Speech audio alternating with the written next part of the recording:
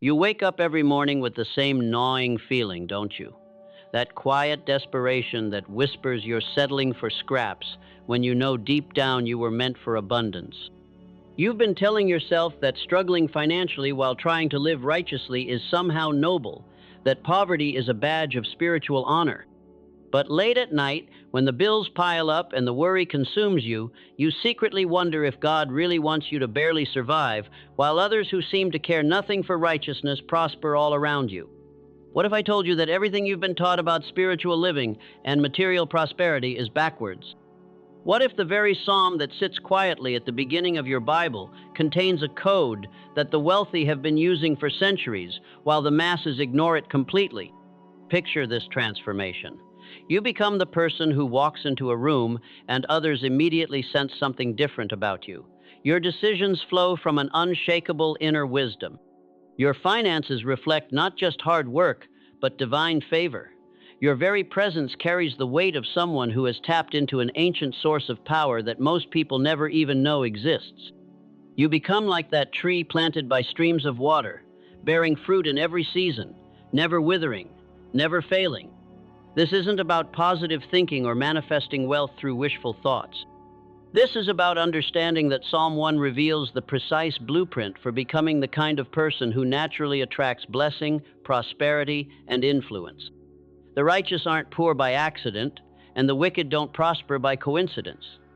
There's a system at work here that most people completely miss.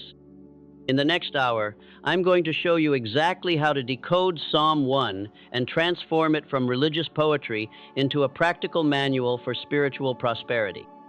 You'll discover why the path of the righteous leads to abundance, not poverty, and how to position yourself to receive the kind of blessings that make others wonder what you know that they don't. But here's what I need you to understand right now. This information will challenge everything you think you know about righteousness and prosperity.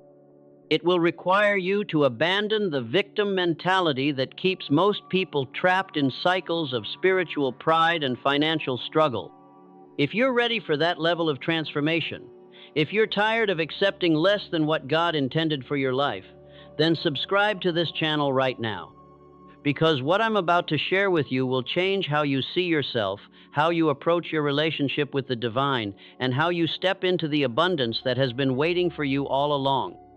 Number 1, Introduction to Psalm 1 and the Code of Spiritual Prosperity. There's a secret that runs deeper than anything you've ever been taught about success, and it's been hiding in plain sight for thousands of years. Right now, as you listen to these words, you're carrying within you the same restless hunger that has driven every great achiever throughout history. That gnawing feeling that you were meant for something more, something greater, something that transcends the ordinary limitations that seem to bind everyone around you. You wake up each morning with dreams that feel too big for your current reality. You go to bed each night wondering if you're truly living or just existing, if you're building something meaningful or just going through the motions. In the quiet moments between sleep and waking, when your defenses are down and your soul speaks honestly, you know there's a version of yourself that remains hidden, a potential that stays locked away, a prosperity that feels perpetually just out of reach. You've tried the formulas, you've read the books, you've implemented the strategies. You've attended the seminars and followed the gurus and practiced the techniques until your fingers were raw from grasping at promises that turned to dust in your hands. And yet, deep in the quiet moments when you're alone with your thoughts, you know that something fundamental is still missing. You've been building your life on shifting sand, wondering why your efforts sometimes bear fruit and sometimes leave you empty-handed, wondering why success feels so elusive despite your best intentions. The truth is, you've been looking in all the wrong places. You've been seeking external solutions to internal problems. You've been trying to change your circumstances without transforming your consciousness. You've been working to improve your results without upgrading your foundation. And all the while, the answer has been waiting for you in a place so obvious that millions of people read right past it every single day. What if I told you that the answer isn't found in the latest business strategy or personal development technique? What if the code you've been searching for was written down 3,000 years ago, encoded in a psalm that most people read as poetry, but which actually contains the most powerful prosperity blueprint ever recorded? What if everything you need to know about true abundance, lasting success, and unshakable prosperity has been sitting in the first Psalm of the Bible, waiting for someone with eyes to see and ears to hear? Psalm 1 opens with an image that should stop you in your tracks and change the way you think about everything.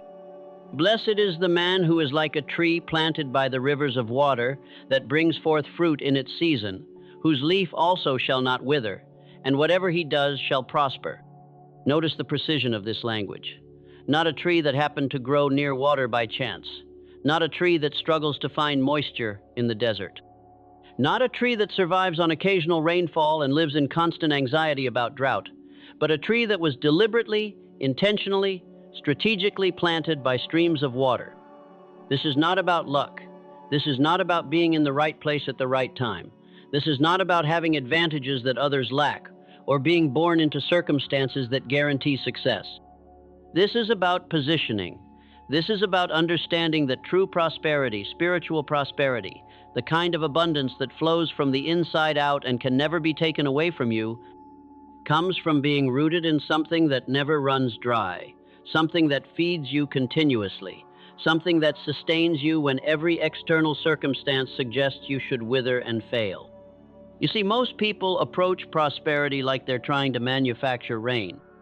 They work harder, they hustle more, they push and strain and exhaust themselves trying to force outcomes that remain stubbornly out of reach. They live in constant anxiety about their next meal, their next opportunity, their next breakthrough. They operate from scarcity, always worried that there won't be enough, always competing with others for limited resources, always feeling like they're one step away from disaster. But the wise understand something different. They understand something that changes everything once you grasp it fully. They understand that prosperity isn't about manufacturing the storm. It's about positioning yourself by the river. It's about finding the source and planting yourself there so completely that abundance becomes as natural as breathing. Faith becomes the bridge between where you are and where you need to be. But this isn't the passive faith that sits in a corner waiting for miracles to fall from the sky.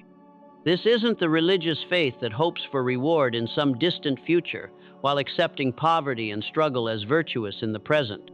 This is the faith that acts, the faith that moves, the faith that plants itself deliberately by sources of nourishment and then draws from that source with unwavering consistency.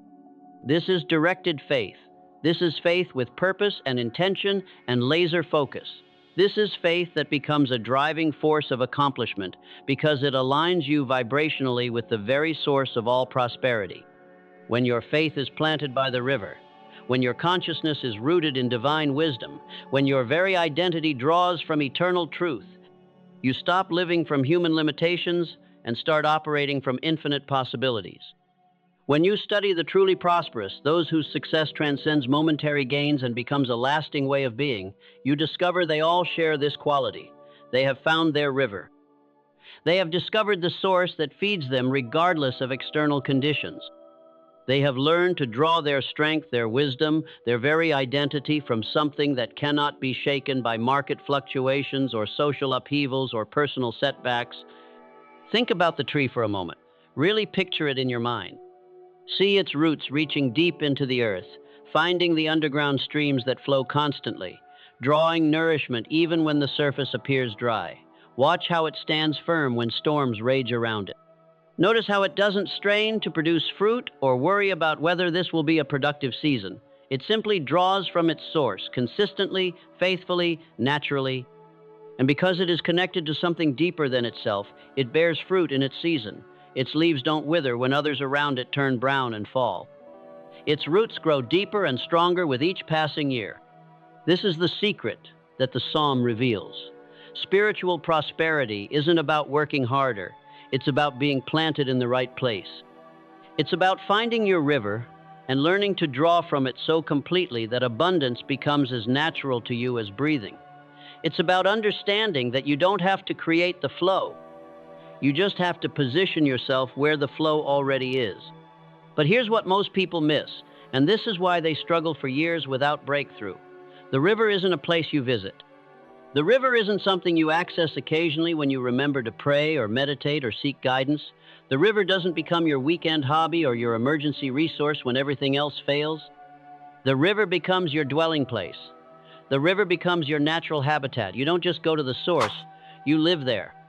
Every thought you think, every decision you make, every relationship you cultivate, every opportunity you pursue begins to flow from this connection. You stop living from the shallow wells of human opinion and social pressure and start drawing from the deep springs of divine wisdom and eternal truth. You stop operating from the limited perspective of what seems possible and start moving from the unlimited realm of what God makes possible. This is where real transformation begins, not in changing what you do, but in changing where you draw your life from. Not in trying to produce different results with the same depleted resources, but in connecting to a source that makes all things possible. Not in working harder to force outcomes, but in aligning yourself so completely with divine flow that results become inevitable. The moment you understand this, everything changes. The desperate striving stops. The anxious hustling ends. The fear of not having enough dissolves. You begin to move with the quiet confidence of someone who knows they are connected to something inexhaustible, something that has been flowing long before you arrived and will continue flowing long after you're gone. This is your invitation, not to try harder, but to plant yourself more deliberately, not to manufacture miracles, but to position yourself where miracles flow naturally. The river is calling you. It has been calling you your entire life. The only question is whether you'll have the wisdom to plant yourself there and the patience to let your roots grow deep. Number 2, spiritual frequency and toxic influences. You know that feeling when you walk into a room and immediately sense something is off? Even though you can't put your finger on what it is, your body tenses, your mind becomes foggy. Your energy starts to drain away like water through a crack in a dam. You've just encountered something that science is only beginning to understand, but ancient wisdom has known for millennia. You've encountered a frequency that is completely misaligned with your highest good. Every single day, you're making choices that either elevate your spiritual frequency or corrupt it. Every conversation you engage in, every piece of content you consume, every person you allow into your inner circle is either feeding your soul or poisoning it. And most people are completely unconscious of this reality. They wonder why they feel depleted, why their prayers seem to bounce off the ceiling, why their dreams feel further away today than they did last year. Being blessed is not random luck. Let me say that again, because this might be the most important thing you hear today. Being blessed is not random luck. It's not about being in the right family or having the right connections or catching a break when the universe decides to smile on you. Being blessed is alignment with a specific vibrational frequency, the frequency of truth and divine wisdom. And just like you can tune a radio to pick up different stations, you can tune your consciousness to pick up divine transmission or demonic static. The psalm makes this distinction crystal clear. Blessed is the man who walks not in the counsel of the ungodly, nor stands in the path of sinners, nor sits in the seat of the scornful. Notice the progression here. It starts with walking, moves to standing, and ends with sitting. This isn't just about avoiding bad people. This is about understanding how spiritual corruption works. It's gradual. It's seductive. It starts with listening to the wrong voices and ends with becoming the wrong voice. Think about your life right now. Really examine it honestly. What counsel are you walking in? Whose voices are you allowing to shape your thoughts, your decisions, your view of what's possible? Are you surrounding yourself with people who speak life into your dreams, or people who poison your vision with their own limitations and fears? The wicked, the psalm tells us, are like chaff that the wind drives away. This is such a powerful image when you really understand it. Chaff has no weight, no substance, no roots. It looks like grain from a distance, but when the wind comes, it reveals what it really is: empty, worthless, easily scattered. This is what happens to people who live in haste and comparison, who build their lives on appearances and social approval rather than rooting themselves in eternal truth. They may look successful on the surface. They may have impressive titles and beautiful homes and social media profiles that make others envious. But when the storms of life come, when real pressure is applied, when circumstances demand genuine strength and substance, they blow away like dust. The righteous root themselves in consciousness. They understand that everything begins in the invisible realm of thought and feeling and spiritual alignment before it manifests in the visible realm of circumstances and outcomes. They know that changing your external world starts with transforming your internal world, and they guard their inner space like a fortress. Here's what most people don't understand about influence and association.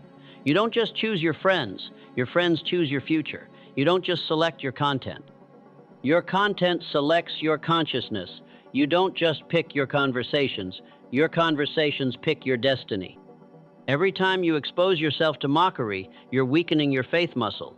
Every time you entertain mental noise and negativity, you're polluting the very soil where your dreams are supposed to grow. Every time you engage in comparisons with others, you're fragmenting your focus and diluting your power. The people who achieve lasting success, the ones who build something that endures beyond their lifetime, understand this principle deeply. They become ruthlessly selective about what they allow into their mental and emotional space. They create boundaries that protect their vision from contamination. They say no to opportunities that would compromise their integrity, and yes, only to influences that elevate their consciousness. But here's where most people make a critical error. They think they can just avoid negative influences without replacing them with positive ones. They create a vacuum and then wonder why they feel empty and directionless. Nature abhors a vacuum. If you're not deliberately feeding your mind with truth and wisdom and divine inspiration, it will fill itself with whatever is readily available. And what's readily available in this world is usually poison disguised as entertainment. You have to become intentional about curating your influences. You have to become deliberate about choosing voices that speak to your highest self rather than appealing to your lowest nature. You have to surround yourself with people who see your potential even when you can't see it yourself, who believe in your dreams even when they seem impossible, who speak faith into your fears and hope into your doubts. This isn't about becoming isolated or judgmental or thinking you're better than everyone else. This is about understanding that you're in a battle for your consciousness, and the enemy's primary strategy is to convince you that you don't need to be careful about what you allow into your mind and heart. Think about water for a moment. Pure, clean water has the power to heal, to cleanse, to sustain life. But add just a small amount of poison to that water, and it becomes deadly. Your consciousness works the same way. It only takes a small amount of toxic influence to contaminate your entire mental ecosystem. A few minutes of gossip can destroy hours of prayer. One conversation with the wrong person can undo weeks of progress. The blessed man, the psalm tells us, meditates on God's law day and night. This isn't religious ritual. This is spiritual discipline. This is the practice of continuously aligning your thoughts with divine truth rather than human opinion, with eternal wisdom rather than temporal circumstances, with what God says about you rather than what your critics say about you. When you maintain this kind of vigilance over your inner world, when you become disciplined about protecting your spiritual frequency, something remarkable happens. You start attracting different kinds of opportunities, you start having different kinds of conversations, you start receiving different kinds of ideas and insights and inspirations. You begin to operate from a place of spiritual authority rather than emotional reactivity. You stop being tossed around by every opinion and circumstance and start moving with the steady confidence of someone who knows who they are and whose they are. This is not easy work. It requires saying no to people you care about when their influence would compromise your growth. It requires walking away from opportunities that look good on the surface but would poison your spirit underneath. It requires choosing the narrow path when the wide path seems so much more appealing. But here's what I want you to understand. The price of maintaining spiritual frequency is nothing compared to the cost of losing it. When you allow toxic influences to corrupt your consciousness, you don't just lose your peace, you lose your power. You don't just lose your clarity, you lose your ability to receive divine guidance. You don't just lose your enthusiasm, you lose your connection to the very source that makes all things possible. Your frequency is your future. Guard it with your life, because in a very real sense, it is your life. Number 3, meditation and alignment with the Word. You sit in silence for 5 minutes and call it meditation. You read a daily devotional and think you've connected with divine wisdom. You pray when you're desperate and wonder why your words seem to disappear into an empty sky. But real meditation, the kind that transforms lives and reshapes reality, is something entirely different. Real meditation is not what you do. Real meditation is what you become. Most people treat meditation like a spiritual vitamin, something they take occasionally when they remember, hoping it will somehow improve their spiritual health. They sit quietly for a few minutes, try to empty their minds, and then return to their normal lives unchanged. They wonder why this practice that promises so much seems to deliver so little. They conclude that meditation is either overrated or just not for them. But meditation, as the psalm describes it, is much more than reflection or relaxation or momentary mental stillness. Meditation is allowing the Word to become flesh within you. It's creating an internal dwelling place where divine truth doesn't just visit occasionally, but actually takes up residence. It's the process by which external wisdom becomes internal knowing, by which divine principles become your natural way of thinking and being. His delight is in the law of the Lord, and in His law He meditates day and night. Notice that word, delight. This isn't about religious duty or spiritual discipline imposed from the outside. This is about finding such profound joy and satisfaction in divine truth that you naturally want to immerse yourself in it constantly. It becomes your food, your drink, your entertainment, your companionship. When you discover this kind of meditation, everything changes. Your problems don't disappear, but your perspective on them transforms completely. Your circumstances don't automatically improve, but your ability to navigate them with wisdom and peace becomes unshakable. Your external world may remain challenging, but your internal world becomes a sanctuary that no storm can touch. Let me tell you about Elias. He was a man who spent 20 years climbing the corporate ladder, accumulating success and wealth and recognition, but felt increasingly empty with each achievement. He attended church occasionally, prayed when convenient, read inspirational quotes on social media, but never experienced the transformation he secretly longed for. His life looked impressive from the outside, but felt hollow from the inside. Everything changed when he discovered what real meditation actually meant. Instead of trying to quiet his mind for a few minutes each morning, he began to saturate his consciousness with divine truth throughout the day. While commuting, instead of listening to news that filled him with anxiety, he listened to wisdom that filled him with hope.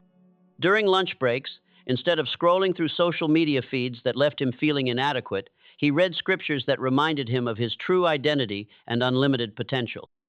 But the real transformation happened when he began to see every situation in his life as an opportunity to apply divine principles rather than operate from human reasoning. Business decisions became occasions to practice faith. Difficult relationships became opportunities to extend grace. Financial challenges became chances to experience divine provision. His entire existence became a living meditation, a continuous conversation with the divine. Within 18 months, everything in Elias's life had shifted, not because his circumstances were perfect, but because his consciousness had been transformed. He made decisions from wisdom rather than fear. He responded to challenges with peace rather than panic. He approached opportunities with confidence rather than anxiety. People began to notice something different about him, a quality they couldn't quite name but desperately wanted for themselves. Then there's Mariana, a single mother struggling to make ends meet while raising 2 children and caring for an aging parent. She felt overwhelmed, exhausted, resentful of the life that seemed to demand everything from her while giving nothing back. Prayer felt like begging. Scripture felt like empty promises. Hope felt like a luxury she couldn't afford. But when she began to understand meditation as a way of life rather than a religious activity, everything shifted.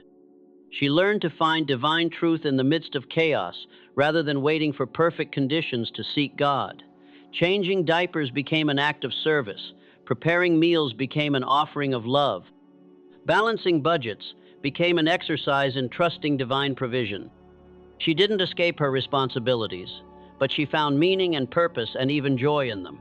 She discovered that every mundane moment could become sacred when approached with the right consciousness. Her children began to notice the change in her, the peace that replaced anxiety, the gratitude that replaced complaining, the strength that replaced exhaustion. This is what happens when meditation moves beyond technique and becomes transformation. This is what occurs when the word doesn't just inform your thinking, but actually rewrites the operating system of your consciousness. You begin to think God's thoughts. You begin to see with God's eyes. You begin to respond to life from God's heart. But here's what you must understand. This kind of meditation requires vigilance over what you consume emotionally and mentally. You cannot meditate on divine truth for an hour and then spend the rest of your day marinating in negativity, gossip, fear, and doubt. You cannot plant seeds of faith in the morning and then water them with poison all day long and expect them to grow. Prosperity begins with what you consume. Not just the food you eat, but the conversations you engage in, the content you watch and read and listen to, the friendships you cultivate, the thoughts you entertain, the emotions you allow to dominate your inner landscape. Everything you take into your consciousness is either feeding your faith or starving it, strengthening your connection to divine truth or weakening it. Most people are unconscious consumers. They absorb whatever information and energy happens to cross their path without any discernment or intentionality. They watch news that fills them with fear and call it staying informed. They engage in conversations that drain their energy and call it being social. They entertain thoughts that poison their hope and call it being realistic. But those who understand the power of meditation become conscious curators of their consciousness.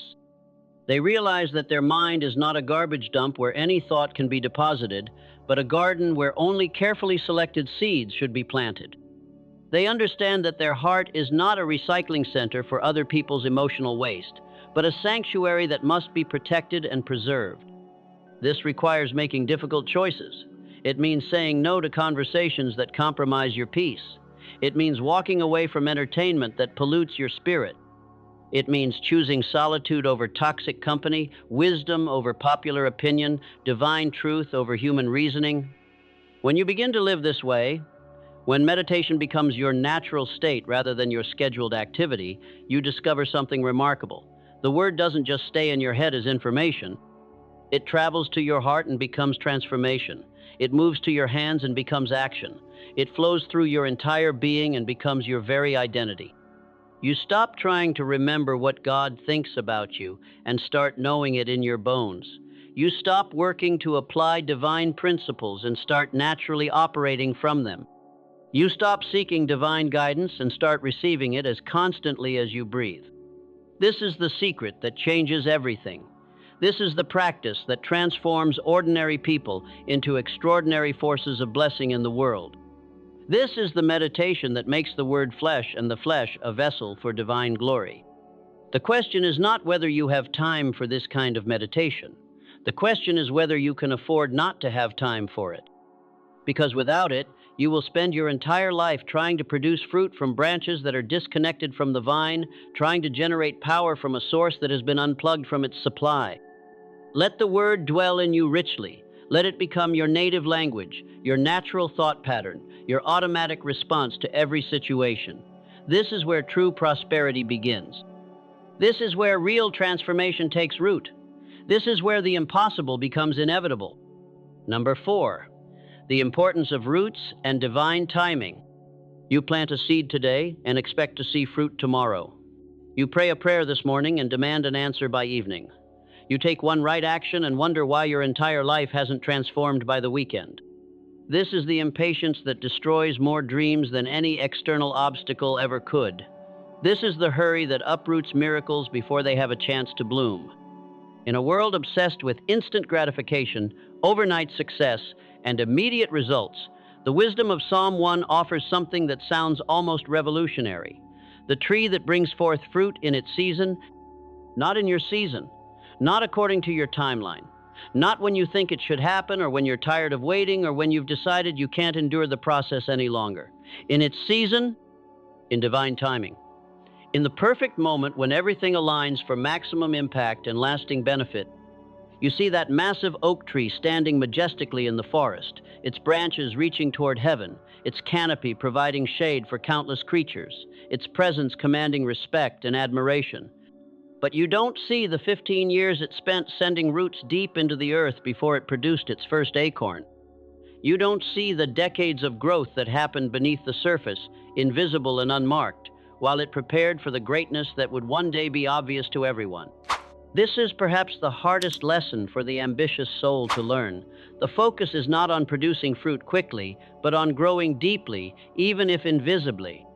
The goal is not immediate harvest, but eventual abundance that will last for generations. The priority is not impressing others with rapid results, but building something so solid and substantial that it can weather any storm and provide blessing long after you're gone. Most people want the tree without the roots. They want the fruit without the seasons of growth.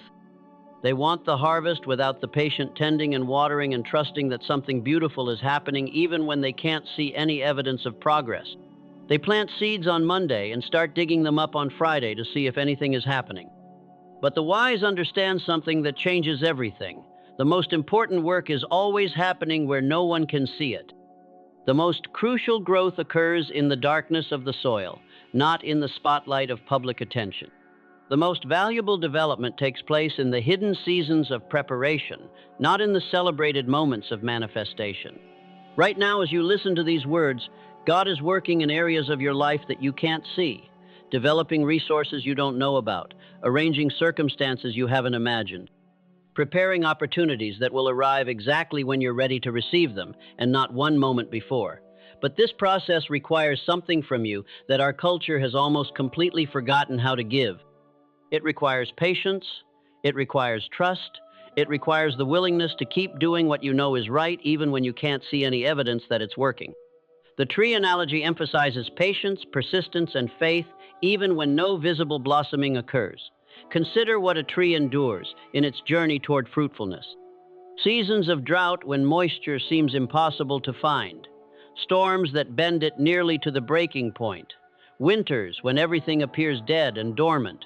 Insects and diseases that attack its leaves and bark. Competing vegetation that tries to steal its nutrients and space. Through it all, the tree continues to send its roots deeper, to draw nourishment from its source, to grow steadily even when that growth can't be measured from day to day. It doesn't panic during the dormant seasons. It doesn't give up when the storms rage. It doesn't abandon its post when the conditions become challenging. It simply continues to do what trees do, trusting that if it remains connected to its source and continues to grow according to its nature, the fruit will come in due season. This is the faith that most people lack and why most people never experience the fullness of what God has prepared for them. They want to see progress on their timeline. They want to understand the entire plan before they're willing to take the next step. They want guarantees about outcomes before they're willing to invest in the process. But waiting for God's timing is fundamental to receiving God's best. His timing is not just about when things happen, but about how they happen and why they happen and what happens as a result. When you force things to happen according to your schedule, you often get inferior versions of what God was preparing to give you. You get the good instead of the great, the temporary instead of the eternal, the limited instead of the abundant. Anxiety can uproot and sabotage miracles. When you become impatient with God's process, when you start to doubt that anything good is actually developing in your life, when you begin to take matters into your own hands because you're tired of waiting, you often destroy the very thing you're trying to create. You pull up the seeds before they have a chance to sprout. You abandon the path just before it leads to the destination you've been seeking. Think about the farmer who plants crops in the spring. He doesn't dig up the seeds every few days to check on their progress. He doesn't water them one day and then flood them the next because he's impatient for growth. He doesn't apply fertilizer in the morning and pesticide in the evening because he can't decide what the plants need. He creates optimal conditions and then trusts the process, knowing that interference and anxiety will do more harm than good. Your dreams, your calling, your destiny works the same way. God plants seeds of potential in your heart and mind and circumstances. He creates the conditions necessary for growth.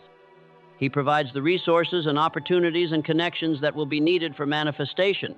But then he asks you to tend those seeds faithfully while trusting his timing for the harvest. This doesn't mean you become passive or fatalistic. This doesn't mean you stop taking action or making effort or believing for breakthrough. This means you align your actions with divine wisdom rather than human impatience. This means you work diligently while resting emotionally. This means you pursue your goals with passion while holding your timeline with open hands. The blessed person learns to find joy in the process, not just the outcome. They discover meaning in the journey, not just the destination. They understand that who they become while waiting for their harvest is just as important as the harvest itself. They recognize that the seasons of growth and preparation are not delays to their purpose, but essential components of it. Every day that you remain faithful during the invisible seasons, you are adding depth to your roots. Every moment that you continue to trust when you can't see progress, you are building strength that will sustain you when success comes. Every choice to keep going when quitting would be easier. You are developing the character that will be able to handle the blessing God is preparing. Your season is coming. Your fruit is developing. Your harvest is being prepared. But it will come in its time, not yours. It will arrive when you're ready to receive it fully, not when you think you deserve it immediately. It will manifest when it can produce the maximum blessing for the maximum number of people for the maximum amount of time. Trust the process, tend your roots, wait for your season, and remember that the size of your eventual harvest will be directly proportional to the depth of your patience and the strength of your persistence during the seasons when nothing visible is happening. What God is growing in you is worth the wait. Number 5, coherence and truth as spiritual foundations. You say you believe in abundance while living in constant fear of lack. You declare that God has a plan for your life while worrying obsessively about your future. You affirm that you trust divine timing while pushing and striving and forcing outcomes with desperate urgency. This is not faith. This is spiritual schizophrenia. And it's the reason why so many sincere people live lives of quiet desperation despite having all the right religious knowledge and good intentions. There's a hidden principle operating in the universe that most people never discover, and it's the difference between those who experience breakthrough and those who remain stuck despite their best efforts. It's called coherence, and it's about alignment between what you think, what you feel, what you say, and what you do. When these 4 dimensions of your being are moving in the same direction, you become an unstoppable force for manifesting divine will in the earth. When they're in conflict with each other, you become your own worst enemy. The blessed man in Psalm 1 understands this principle intuitively. He doesn't just think right thoughts or speak right words or take right actions, he becomes righteousness. His entire being aligns with divine truth so completely that there's no internal conflict, no mixed signals, no contradiction between his inner world and his outer expression. Coherence between mind, body, and soul activates spiritual prosperity. When your thoughts support your faith instead of undermining it, when your emotions align with your declarations instead of contradicting them, when your actions flow from your beliefs instead of betraying them, you create an internal environment where miracles become natural and abundance becomes inevitable. But most people live in a state of perpetual internal warfare. Their mind believes one thing while their heart feels another. Their mouth confesses faith while their body language screams doubt. Their prayers ask for blessing, while their lifestyle chooses behaviors that block blessing. They wonder why their spiritual life feels powerless and their material life feels lacking. Let me tell you about Ricardo, a man who spent years attending every church service, reading every Christian book, claiming every promise, and declaring every positive confession he could find. He knew all the right scriptures. He could quote all the right principles. He understood the theology of prosperity and the psychology of success. But his life remained stubbornly average, his finances perpetually tight, his relationships consistently difficult. The breakthrough came when he realized that while his mouth was confessing abundance, his heart was expecting lack. While his prayers were asking for provision, his actions were hoarding and protecting and operating from scarcity. While his mind was affirming God's goodness, his emotions were trapped in patterns of worry and anxiety and doubt. He began to understand that true spiritual transformation required more than just changing his thoughts or words. It required bringing every aspect of his being into alignment with divine truth. He had to feel abundant before he could experience abundance.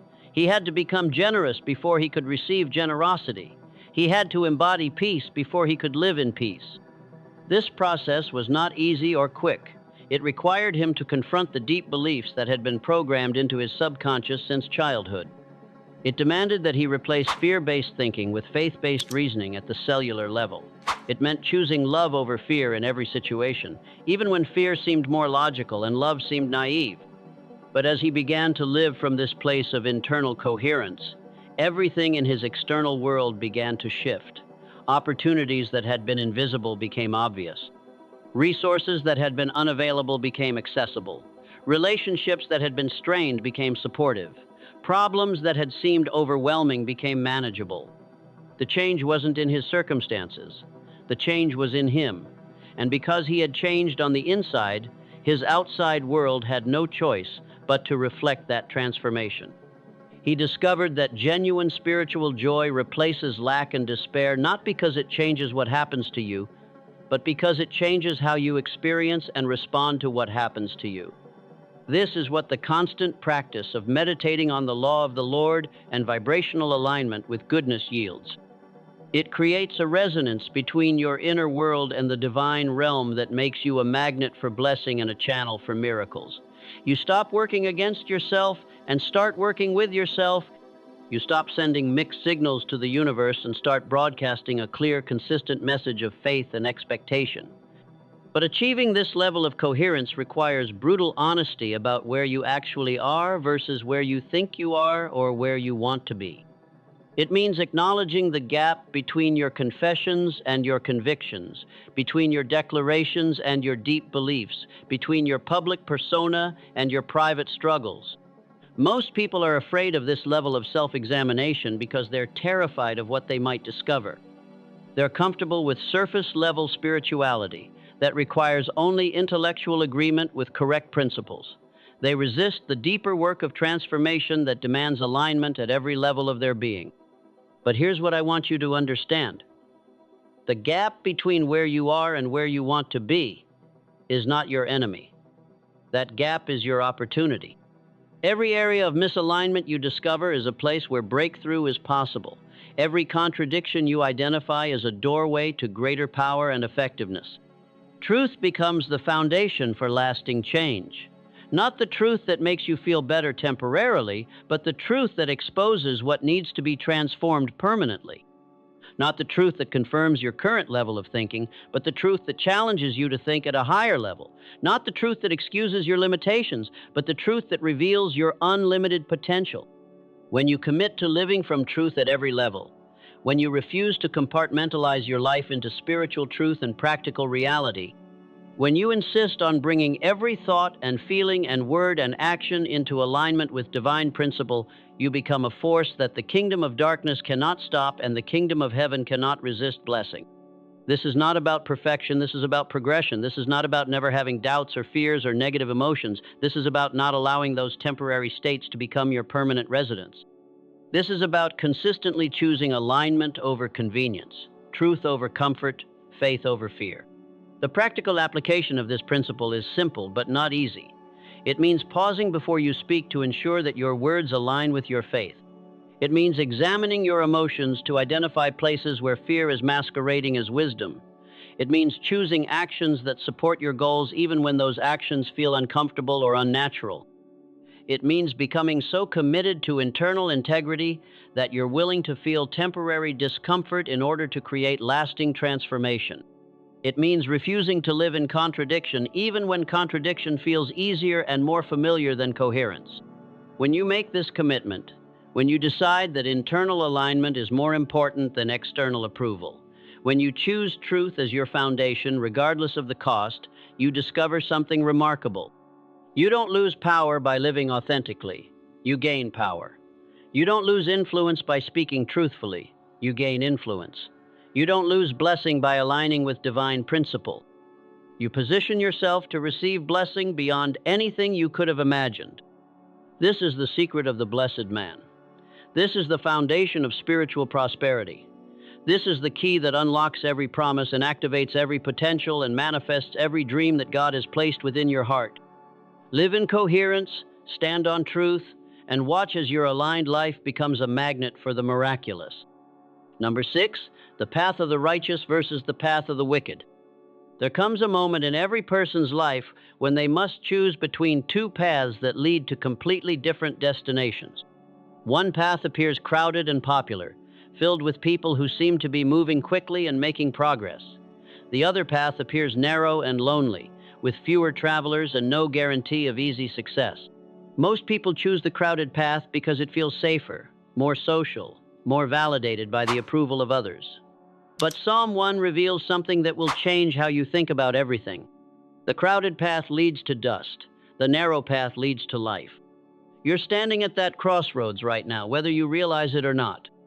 Every decision you make, every relationship you cultivate, every thought you entertain, every action you take is moving you in one direction or the other.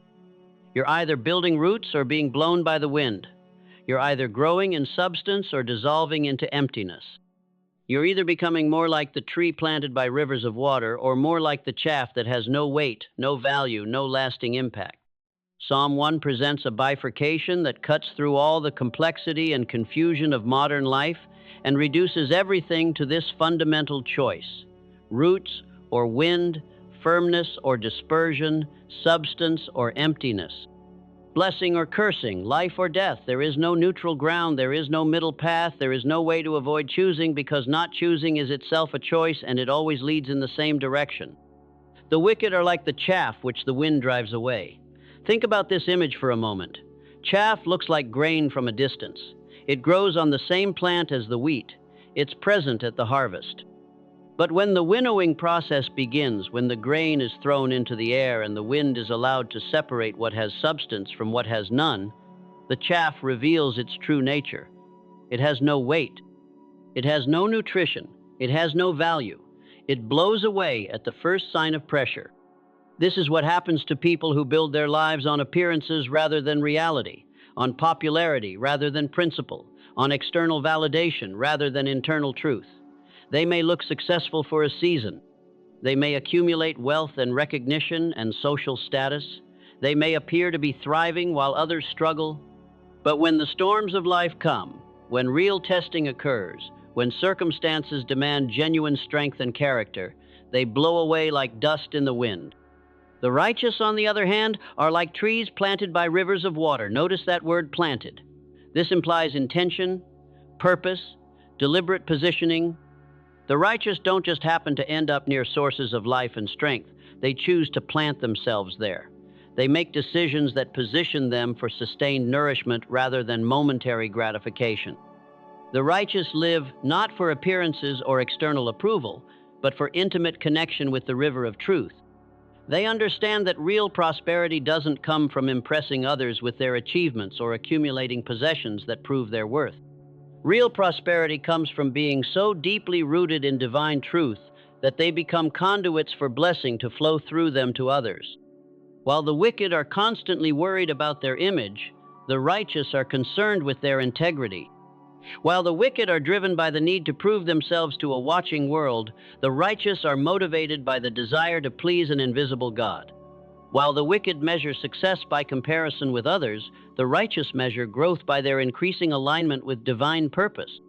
This creates completely different lifestyles, completely different priorities, completely different responses to the challenges and opportunities that life presents. When the wicked face difficulties, they panic because their security was built on external circumstances that can change without warning. When the righteous face difficulties, they remain calm because their security is built on eternal truths that cannot be shaken.